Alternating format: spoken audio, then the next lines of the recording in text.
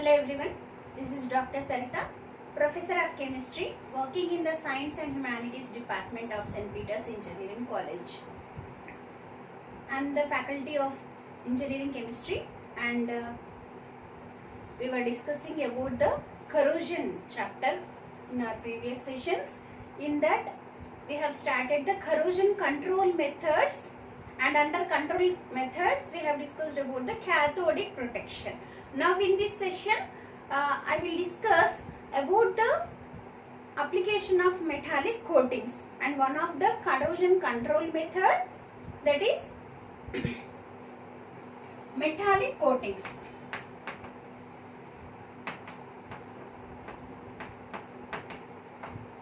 Metallic coatings. Metallic coatings is one of the method to protect the desired metal from the corrosion.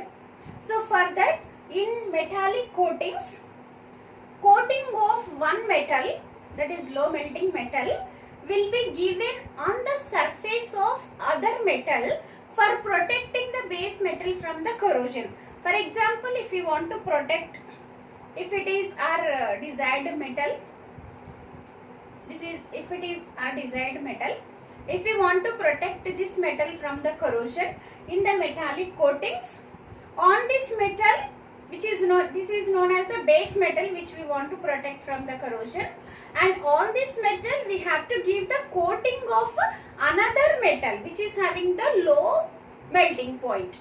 So the metal which is used for giving coating is known as the coating metal, whereas the metallic structure on which coating is applied is known as the base metal. On the base metal, coating metal will be applied. The coating metal will be having the low melting point. So metallic coatings includes the process in which the base metal will be applied with the coating of a coating metal which is having the low melting point.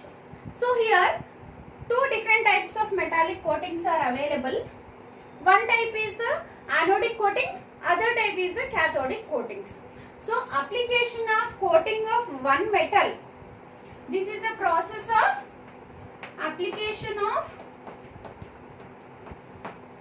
coating of one metal on the other metal to protect from corrosion. To protect it from corrosion. So this is known as the metallic coatings, application of the metallic coatings, and this can be done by using two different types of coatings. If the coating metal is anodic to the base metal, they are known as the anodic coatings.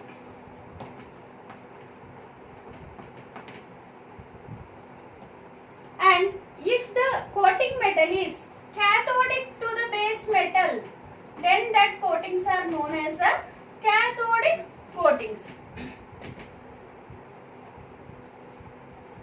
Okay, in anodic coatings, the coating metal is anodic and the base metal is cathodic. Base metal is cathode. So here the coating metal will act as anode, means which is having more active metal than the base metal, so that during the corrosion process the coating metal itself will undergo corrosion, protecting the cathodic metal, means protecting the base metal from the corrosion. And if any cracks will happen on the anodic coatings, then what will happen is the base metal will be exposed to the environment, but even then the coating metal, base metal, as it is cathodic in nature, it will be protected from the corrosion because there is no more metal which to be corroded. So here, as the coating metal is anodic, if the anodic coating is broken also, there is no more damage to the base metal, because anyway the anodic metal is only going to be corroded. whereas the cathodic metal is going to be protected, means the base metal is going to be protected from the corrosion. And in the cathodic coatings, it is opposite, that is the coating metal is cathodic and the base metal is anodic. So in this case, normally when there is no damage on the coating, it will act as the cathodic part, so it will be protected from the corrosion, and the base metal, which is underlying metal, it will be protected from the corrosion because of the coating. And by any chance, if there is a cracking happen, if there is damage happening on the coating, then the anodic metal will be exposed to the environment, so that in the cathodic coatings the base metal will undergo severe damage when it is exposed to the environment or when it is exposed to the corrosive atmosphere. So in cathodic coating, if the coating is broken, then severe damage will occur to the base metal. So this is about the coatings, anodic coatings and cathodic coatings. Now we have the application of coatings on the metal. And for application, how to apply this coating of one metal on the other metal, that we will discuss under the topic application of metallic coatings. Metallic coatings. Application of metallic coatings means how to apply coating of the coating metal on the base metal, that we will discuss.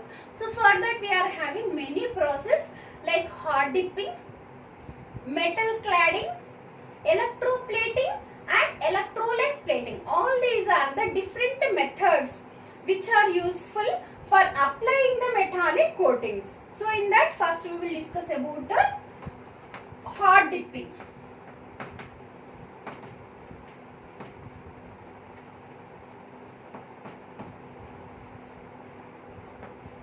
Hard dipping is one of the method where the base metal will be dipped in the molten bath of the coating metal.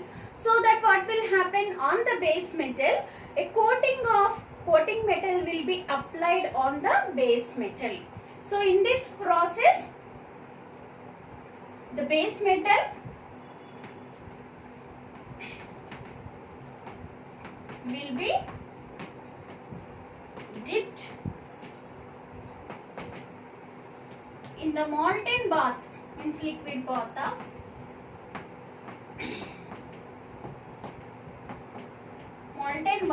coating metal, so that a layer of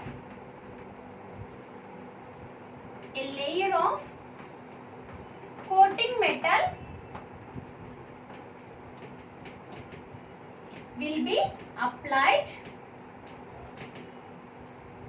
on base metal.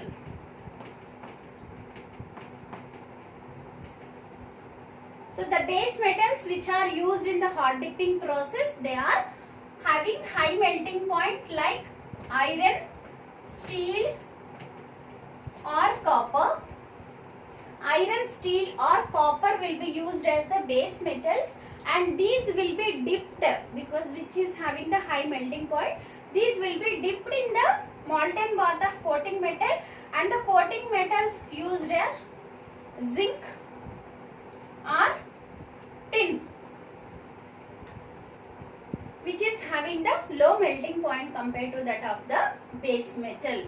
So in this hot dipping means the hot liquid will be of coating metal, base metal will be dipped in the hot liquid of the coating metal. So this is known as the hard dipping.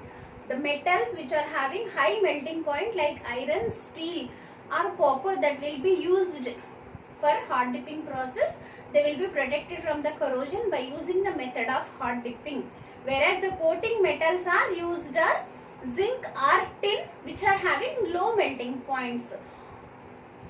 In a molten bath of low melting metals like zinc or tin, the base metals which are having high melting points will be dipped, so that they will have a coating, complete coating of the coating metal on the surface of base metal. So this is known as the hard dipping.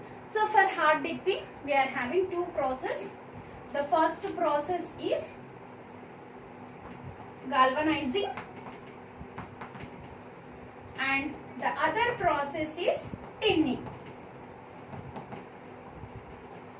Galvanizing is applying coating of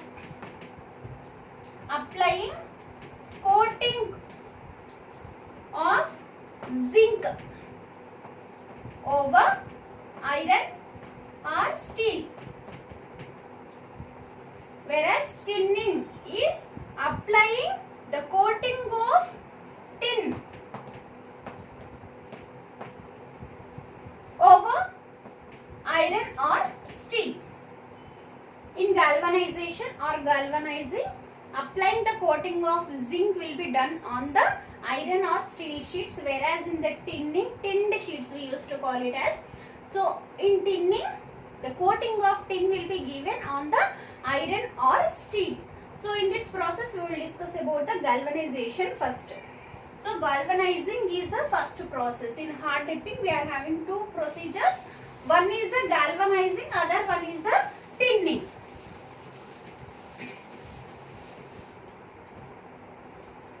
Galvanizing.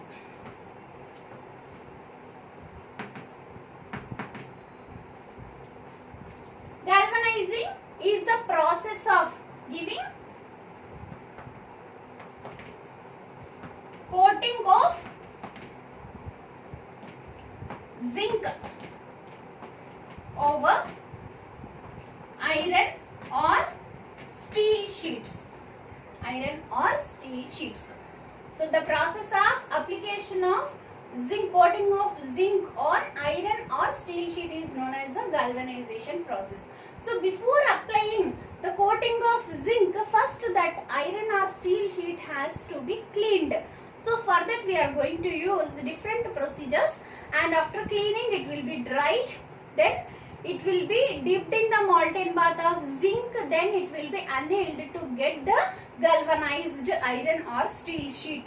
So for that we are having different procedures.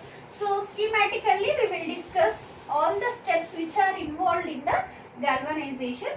The first step here, the sheets of iron or steel that will be moved further in the total process with the help of rollers.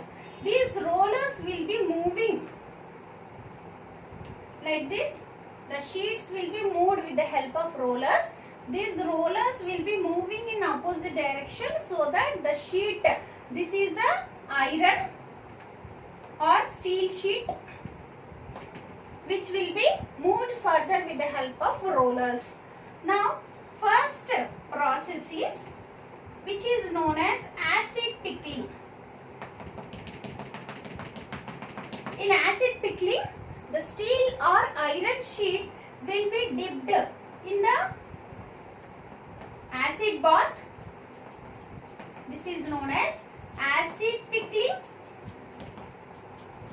where iron or steel sheet will be passed through the container which is having the dilute sulfuric acid for 15 to 20 minutes. 15 to 20 minutes, and generally 60 to 90% of sulfuric acid will be used for the acid pickling process, and this acid pickling process will be helpful for removing the rust and scales from the iron or steel sheet. So the first process is acid pickling, where the iron or steel sheet will be subjected to the dilute sulfuric acid bath for 15 to 20 minutes, so that which will be helpful for removing the dust, rust and scale particles from the iron sheet or steel sheet. Then the sheet is washed with plenty of water.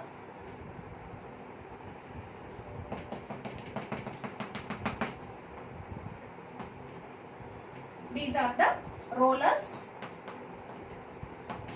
Now the sheet will be passed into the water bath where the acid traces will be removed from the iron or steel sheet. In the water bath, acid traces will be removed from the iron sheet. Now the sheet is wet, so it has to be dried. For that process, it will be passed through a chamber which is known as hot air chamber. Hot air will be passed through this chamber, so that this is hot air chamber or drying, where the water or vapor will be removed. This is steam. Steam will be evaporated from this chamber. These are the rollers again. So when the sheet is coming out of the drying chamber, it will be completely dried because of the air. So this is first three process. In the first process, the rust and scale particles which are present on the iron or steel sheet, that will be removed by passing the iron sheet through acid pickling chamber, which is used with the 60 to 90% of sulfuric acid for a timing of 15 to 20 minutes. And then the sheet will be passed into the water bath for removing the traces of sulfuric acid from the iron or steel sheet. Then the sheet will be dried by passing hot air through the sheet. Now the sheet is ready for hard dipping process.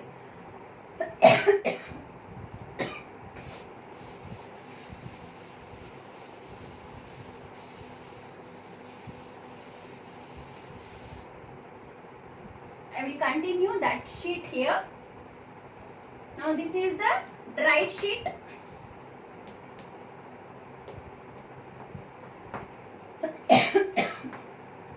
This dried sheet will be dipped in the molten bath of zinc. So this is a molten bath of zinc. Molten zinc at a temperature of 425 to 430 degrees centigrade. So at this temperature, the iron sheet will get a coating of molten zinc, and this container, this molten zinc container is having the ammonium chloride flux.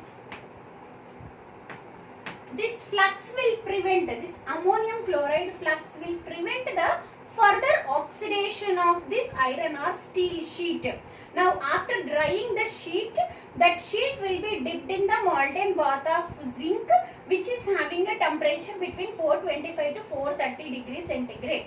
At this temperature, the coating of molten zinc will be given on the surface of iron or steel sheet, which is having the ammonium chloride flux layer which is formed on the surface of iron or steel sheet, and this ammonium chloride flux will prevent the oxidation, further oxidation of the iron or steel sheet. Then the excess of, there may be excess traces of zinc present on the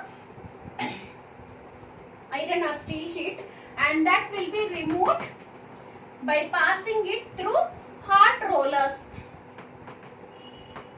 By passing it through the hot rollers, where the excess of zinc will be collected in a container. So to remove the excess of zinc, a pair of hot rollers will be placed after the molten zinc bath, so that the traces of or excess of zinc will be removed from this, and after that the sheet will be subjected to annealing process. After that the sheet will be subjected to the annealing process. Annealing at a temperature of 625 degree centigrade. So in the annealing process, the galvanized iron or steel sheet will be heated to a very high temperatures of 625 degrees centigrade, and then it is slowly cooled, so that what will happen is alloy of zinc and iron will be formed at the boundary of coating metal and the base metal. So this is the process which is known as the galvanization. Galvanization is the process of applying the coating of zinc over the iron or steel sheet. And for this process, first the iron or steel sheet will be dipped in the acid pickling bath for removing the rust and scale particles. Then it will be washed with plenty of water by passing into the water bath. Then the steel sheet will be dried by passing it through the drying chamber which is having the flow of hot air. Then the dried chamber will be dipped in the molten bath of zinc which is having the temperature between 425 to 430 degrees centigrade. So that here what will happen is an ammonium chloride flux is having. So this ammonium chloride flux will prevent the further oxidation of the iron or steel sheet, and excess of zinc will be removed from the sheet by passing through a pair of hot rollers. Then the sheet will be subjected to annealing, and after annealing process whatever the sheet we are getting, that is known as the galvanized sheet. So this galvanized sheets, galvanized iron or steel sheets will be used for making the roofing sheets and for making bolts, nuts, screws and buckets, tubs like that. So galvanized sheets will not be helpful for storing the food material, because if we are storing the food material at high temperatures, the zinc will undergo oxidation and it will form the harmful or hazardous substances. So always galvanized substances, galvanized iron or steel sheets are not fit for, unable to store the food materials in that. Okay, only galvanized sheets are helpful for making the roofing sheets, for making cables, wires, tubes, bolts and nuts and screws.